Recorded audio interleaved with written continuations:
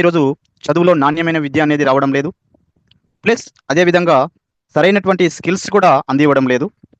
అయితే దానికి నంబర్ 1 వచ్చేసి సరైనటువంటి సిలబస్ లేకపోవడం, మారుతున్న కాలానికి అనుగుణంగా సిలబస్ లేకపోవడం, విద్యార్థులకు చదువు అందించాలనేటువంటి దృక్పథము ఉపాధ్యాయులలో లేదు, ప్రభుత్వానికి కూడా లేదు. మరియు పర్యవేక్షణ అనేది చాలా ముఖ్యం.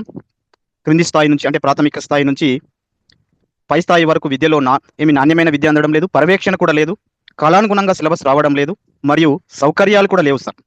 ఇప్పుడు అది పాఠశాల వ్యవస్థ కావచ్చు, కళాశాల వ్యవస్థ కావచ్చు, ఎక్కడ కూడా వరకు సరైనటువంటి సదుపాయాలను కల్పించడం లేదు సార్ ప్రభుత్వం. దాన్ని అడిగే వాళ్ళు కూడా లేరు సార్, పేరెంట్స్ కూడా లేరు, సమాజంలో కూడా లేరు. అడిగినామనుకోండి వాళ్ళని టార్గెట్ చేస్తారు. కాబట్టి ఇది మెయిన్ లోపం ఏంటంటే, ఇంకో లోపం అంటే విద్యార్థుల్లో కూడా నేను చదువుకోవాలనేటువంటి ఒక 95% స్టూడెంట్స్లో కూడా లేదు. నేను చదువుకొని సమాజంలో పాటు నేను కూడా ఎదగాలనేటువంటిది వాళ్ళకు కూడా లేదు.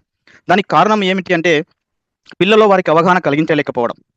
ఓన్లీ 95% చదవడం లేదు. ఈరోజు వస్తున్నారు, డిగ్రీ పట్టా పొందుతుంది, కానీ పట్టాకి తగినటువంటి విద్య, నాణ్యమైనటువంటి విద్య వారిలో లేదు. ఒక డిగ్రీ స్టూడెంట్స్ అది BA, BCom, BSc ఏదైనా కావచ్చు, ఆ సబ్జెక్ట్లో ఉన్నటువంటి కాంటెంట్ లేదు, మెథడ్ ఉండదు వాళ్ళకు.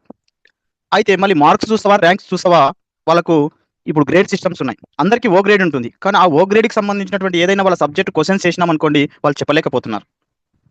95% స్టూడెంట్స్లో 5% మాత్రమే అది కొంతవరకు చెప్పగలుగుతున్నారు. దీనికి కారణం సరే, ఈ సబ్జెక్ట్ చాలా విస్తృతమైనది, మాట్లాడాలని చాలా ఉంది కాబట్టి మిగతా పెద్దలు కూడా ఉన్నారు కాబట్టి. అయితే నా అభిప్రాయం ఏమిటంటే, నేను మొదట చెప్పినటువంటి పర్యవేక్షణ లోపం, ఇక్కడ ప్రభుత్వ లోపం ఉంది, పేరెంట్స్ లోపం ఉంది, విద్యార్థి లోపం ఉంది, సమాజ లోపం కూడా ఉంది సార్ ఇక్కడ.